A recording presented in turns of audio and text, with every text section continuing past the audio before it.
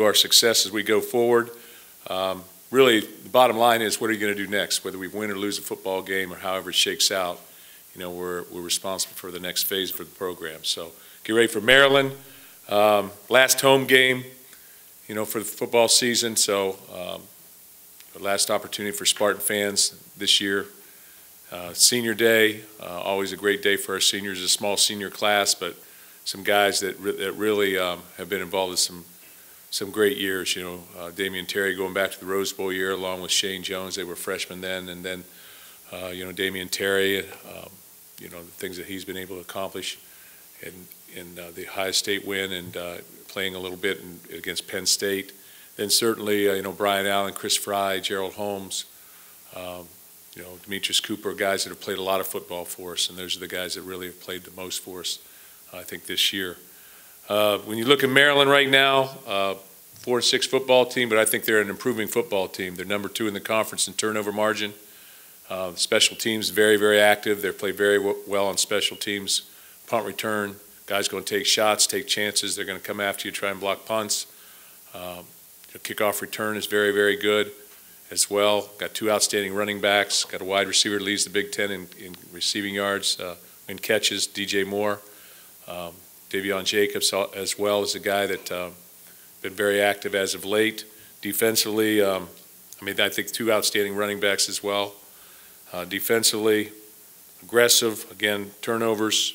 Carter, the middle linebacker, is a guy, but they play hard. They play extremely hard. I think they're a well-coached football team, and they're very, very good conceptually and schematically.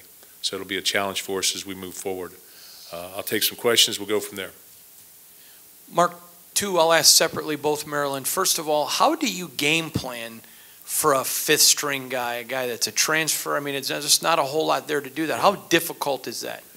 Well, it's difficult, and I don't know, is there a 4th guy going to play? They've had quarterback problems. They've had some guys get hurt this season.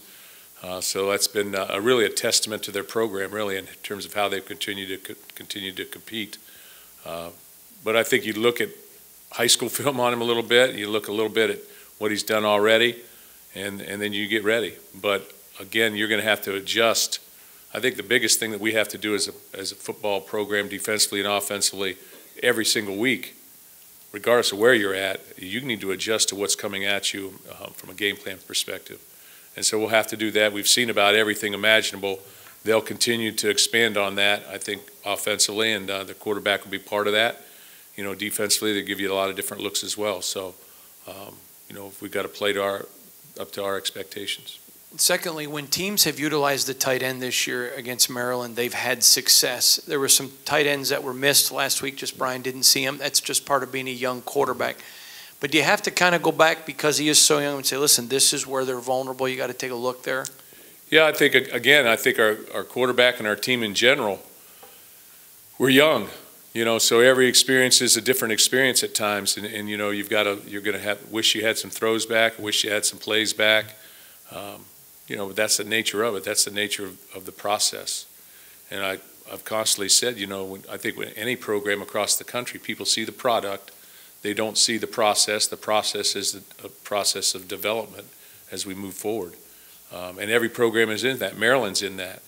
And, but that, the future looks bright. And I would say that we've had some great moments thus far this season. We're a 7-3 football team. A lot of people, were ranked in the top 25, I think rightfully so. But we're young. And I think the game got away from us last week, and we need to get that back. So we will strain. We will get ready, and we'll put a premium. And I think I've said this one other time. Sometimes you can't really look at winning and losing all the time. You got to ask yourself, did you play with effort? Did you play with toughness? Did you know what to do? Ball got out on you, missed some plays offensively. But did you play hard? Got to keep asking yourself that question as you go through the moments, because everything that we go through should be a positive, should be an experience, positive, negative, but it should be an experience that we can all grow from. Mark, Tyson Smith said that you came up to the secondary and asked them if they would like to wear Josh Butler's jersey before the Ohio State game. Can you talk about a little bit about what went into that and what your thinking was in doing something like that? Yeah, Josh was not here this past weekend, was at the funeral for his father, And I just felt like we needed to remember him in some respect and maybe pay tribute to him and his family and his loss. And so I didn't want to make a big deal about it, or you know, we got to let people know that we did that, but, you know, the opposing team. But I wanted to give our players and his friends an opportunity if they wanted to do that. And Tyson decided to do that. Some of the things that he had gone through from what he had gone through in terms of the stroke and everything of that nature, you know, I think played a part in this, and then his friendship with Josh. And so that's what he did. Coach, I'm wondering if you can ever remember a season in your career where you've been through a six-game stretch with so many emotional up and downs, with big wins, a couple tough losses, obviously. Yeah. Well, I looked at our schedule, you know, starting with, it was Notre Dame, Iowa, Michigan, you know, and on it goes. And got to get up for every football game. And I think what you're seeing across the country probably is maybe a team getting a little bit flat at some point in their schedule, because there's been some head scratchers, I think, scores around the country in big games. So everybody's had their moments, you know, and you know, Ohio State played very, very well. They played much better than they played the week before. That's all I can say, and I hope that trend continues for the Spartans. But we've had some tough games, you know, coming into the season, you know. They ranked our schedule. I think CBS had our schedule #1 in the nation. I don't know where that is now with everything that's gone down. But we played some very good football teams. And in this conference, I continually say this, in this conference, that's what you're going to get. You're going to get well-coached football team. Maryland is no exception to this. Guys that play hard, guys with talented players, guys that can beat you deep, guys that can run the football, defenses that can run and tackle. And we're facing another one of those this week. I'm wondering if you've had a chance to assess your team's emotional state right now and what you expect from them the next 2 weeks. You know, I think young people are resilient. I really do. I think that they you know, practiced yesterday, you know, as business as usual. Guys were, you know, dancing to some music and things of that nature. I'm like, well, I feel a little bit ticked off still, but they can let it go. Irregardless, you know, they've had their moments in their past where things haven't always gone so well, and they get ready to play the next game and be in the next moment. So I think young people are basically like that. We need to get up for our football game. I don't know what it was in that game, but we didn't play our best. And we were going to have to play our best against Ohio State to be in the game. We were going to have to continue to overachieve, as I always say, and to be in that football game, and we did not. And then, you know, the wave of momentum and everything else, you know, you saw what happened. So I'm trying to get off that moment. So anyway. Mark, you talk about getting something out of every experience in life. For a young team on the road in that kind of environment, a lot of these guys were in that situation for the first time, big game, horseshoe, all that. How much value is there in that for them moving forward, just being a part of that experience? I think there's tremendous value. You know, we're playing for an opportunity. Every game that we play is going to be a bigger game. That's just the nature of it. So if you take last week, we're playing for really to be in control of who was going to go play, who was going to win the East. Had we won, we would have needed to win one of these two games. So they would have been bigger games. We lost the football game. So now this becomes an even bigger game, because I think that this becomes more of a program game. You don't want to step back and play negatively after a negative moment. So it becomes an even bigger moment. I just ask my players one simple thing. Do the very best you can to prepare emotionally, physically, and from a football standpoint. Do the very, very best and bring your best every single football game. I do not think that we did that last week. That's on everybody to look at themselves and ask themselves, did I get enough sleep? Did I eat right? Did I watch enough film? What was my mental state when I went to the football game? That's on all of us. And as the head football coach, I take the biggest amount of ownership in that respect. But that's what I always ask, and if they give us that, that's good enough for me. Just like Northwestern, I thought, hey, we're ready to play, motivated, etc. We lost the football game at the end, made some mistakes in the game, but we played hard. For whatever reason, you know, things happened very quickly in that game, and we let the emotions of the game get away from us this past week. But again, credit Ohio State, they got some guys. they got some guys. And for your 12 seniors, obviously last year's group didn't go out the way they wanted to. How much of that do you think was motivation for them coming back this year, seeing that and being like, hey, we're not going out the same way. We're going to leave on a higher note? They've talked about that a lot, in our senior talks and when they've had an opportunity to address their team. They've talked a lot about getting back to where we were at, and I think we've taken positive steps towards that. Now we need to finish. We need to finish. Mark, when you look at this senior class, since they are rivals, some even came in 2013, others 14, what stands out to you? Obviously, they're a smaller group than past seasons, and they had to lead more freshmen and younger players than usual. Just overall, what stands out as a whole? I think what stands out is they want, just with the question that was asked previously, they wanted to make it to set the record right. They wanted to make it right. They wanted to, last year was difficult for everybody. They were thrust into leadership positions, especially the guys who play a ton, and guys in positions of leadership, like Damien's a position of leadership being a quarterback. And they wanted to make sure that we took a step back in the right direction, that we returned to a bowl game, that we won the games whether we were supposed to win or that we succeeded, that we had success. And so, like I said, we don't evaluate this season until the end. I've always said that. So we've got 2 games left, and the next one, believe me, the next one may be the most important.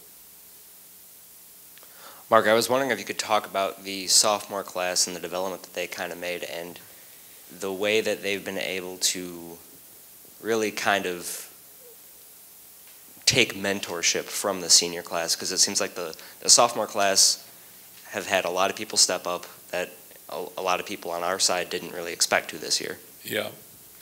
I think our freshman group, our redshirt freshman group, and our sophomore group, there's 78 players in that. So that's a large number of players there, and I think they've done a nice job. I think basically rising to the task, I guess I'd say. I really can't pick out the specific players right now. Mike Panashuk's been solid. He's a true sophomore. Raekwon Williams is a redshirt sophomore. They've both been solid, up until this last game. Opponents were averaging 87 yards a game. As a matter of fact, up until this last game, we'd had 1 run over 15 yards since the Notre Dame game, which is an amazing statistic when you talk about modern-day football. But, we'll have our work cut out for us this week with all the counters and misdirection plays that Maryland runs. But I think those 2 guys, Kenny Willekes is a sophomore. He's had a big year, sort of come out of nowhere. Joe Bocci's a sophomore. So there's the number of defensive players there that are playing well for us. When you look at the back end, David Dowell's a sophomore. He has 5 interceptions right now. So on the offensive side of the ball, I guess some of our sophomore guys are, Tyler Higbee and Cole Chewins, guys that are still young players, really, in respect to playing the offensive line. Darrell Stewart at wide receiver. I'm just trying to pull him out of here. I can't really think of too many beyond that. I guess Ryan Lewerke's a sophomore, redshirt sophomore. I guess, too, what has this class, or, these 3 younger classes learned from the senior class? Well, I think they've learned retribution, I guess. I mean, how to get back, how to climb back up. They came in here with some of these guys who were sophomores came in following the 2015 season. They were freshmen that year, and or they were redshirt. If they were here, they were redshirt freshmen that year. So that we were on the pinnacle of success, Big Ten champions, East champions, go to the playoff, all that kind of stuff. All the things that we had done prior to that, 42 of 45 games winning, and then we took a dip. So they experienced life at a high level, and then they experienced life, climbing out of a hole. And I think what they've learned from our senior class is that you're going to get it on both ends, and you need to be prepared for it. You need to keep working. And it's the same message sent to our entire program. You're going to be measured here on what you do next, regardless of the outcome. Mark, Maryland's 4-6 right now, so they're trying to win out to get to a bowl game. Sure. Do you factor that in at all, the game plan, that maybe they might abandon some of their tendencies you'll see on film because they're in the part of their season where they have to win out to get to the postseason? Yeah, I do factor it. I think we all factor that in, exactly where every football team is, including ours right now. We're in the same mindset. But last week you saw them fake a punt against Michigan. You're going to try and do what they can do. You're going to see different things that maybe you haven't seen throughout the season. You maybe see some other trick plays, but you have to factor, I think, all that in is they got to win. They have Penn State the following week, so they have 2 big games left. They come here. I'm not sure where they play Penn State at, but we do factor that in absolutely. Mark, Gerald Holmes is one of these guys who's been around here. He's been a part of a lot of wins over Michigan. He's been a part of a lot of bowl wins. He's also been such a leader that he leads the off the field coaches or players only meetings and stuff like that. What will you miss most about him, and how important do you think his leadership was to this turnaround? I think Gerald's leadership was very important especially last spring and all the things we were going through. I mean, he sort of rallied everybody and got people organized and took a step forward in terms of what he was doing from a leadership standpoint. He's been solid. He's been unselfish. He's had opportunities. He continues to get opportunities. I think all 3 of those tailbacks as starters. I really do. We got to get them going. I continue to say that. He's been a great special teams player for us, and he's played a lot of football for us here in the past number of years. So appreciate all that he's done and respect him and his work ethic. Coach, with the final game, home game for Saturday with the 15 seniors with their last home game, it's a big day for them, but you get to see their journey from when they first start to when they first end. I just want to know what you want those players, when they graduate and their football careers here are over, what you want them to take away from their experience. Well, I think that when guys leave college, the number one thing you want them to take with them is their life experiences that they have here. Playing, in Damien's case, going to the Rose Bowl and then playing in the games that he's played in, or some of these other guys. Brian Allen and the things that he's done. But if you're all Big Ten, that's great. If you're a 3-5 student, that's great. If you've led the team in certain areas, from just a leadership standpoint, organizing people, that's great. If you've done nothing but been a scout teamer, but you've experienced things. But you hope that they grow from a young person who's 18 and sort of naive when they come into college and they leave a man. That's what you hope for. You hope that you have relationships with your guys that will last a lifetime, that they always feel good about coming back here and being a part of something bigger than themselves. And I think that's what they've all wanted, or I hope that's what they want. Everybody wants to go play in the NFL, and that's the window dressing to me. That's the over and above. But football is going to end for all of our guys. For some, it'll end on Saturday or at the bowl game. For others, it's going to end 1 year playing in arena ball or in Canada. For others, they may have an opportunity to play in the NFL. But at some point in time, when you can't catch well enough, run well enough, tackle well enough, play blocks well enough, football ends for you, and you hope that that after that ends, that they look back at their time here and they say, that was the best time of my life. And the experiences and the friendships that they developed here will last a lifetime. And that's what I hope for all of them. And that's why our number one goal here will always be to help them through their journey and develop relationships at Michigan State, that they'll always be a Spartan forever. Mark, obviously Maryland's got their QB situation's been in flux all year, something you were kind of familiar with last year with injuries and things of that nature. How much, even though Brian's had his ups and downs this year, how much has had him solidifying the position, taken a lot of just worry and pressure and everything off your plate where you don't have to Well, I still worry about him. Yeah, and I'm sure he's still coming. And you never end your journey until your last game. But he's been solid. He's been pretty much 75% pretty consistent. There's times where he hasn't. I don't think he played his best game certainly last week. and we needed to have our quarterback play his best game. But there's a lot of things that enter into that: pressure and protection and being able to run the ball and situationally what the score is. So there's so many different dynamics there that enter into that. But I think Brian Lewerke has a chance to be an excellent quarterback, one of the better ones we've had here at Michigan State since I've been here, which is a big statement because we've had some good ones. Realizing no coach will ever say we need to take them two at a time, these last two, how important is it to, you're going to a bowl game, but to kind of sprint there and not limp there, you know what I mean?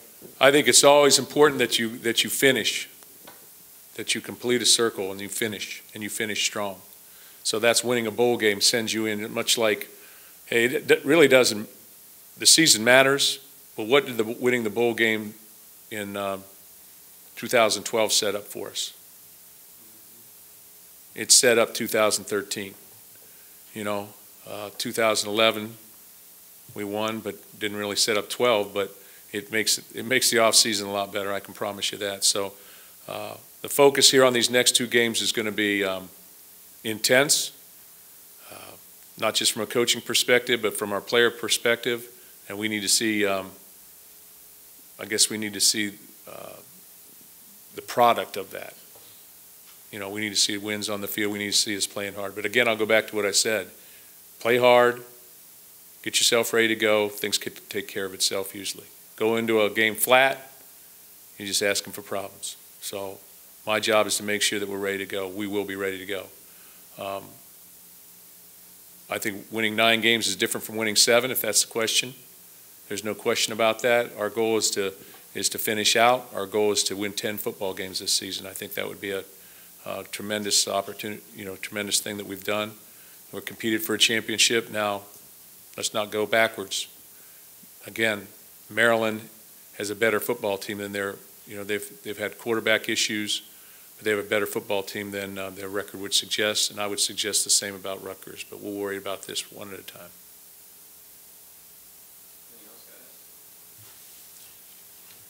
Thanks.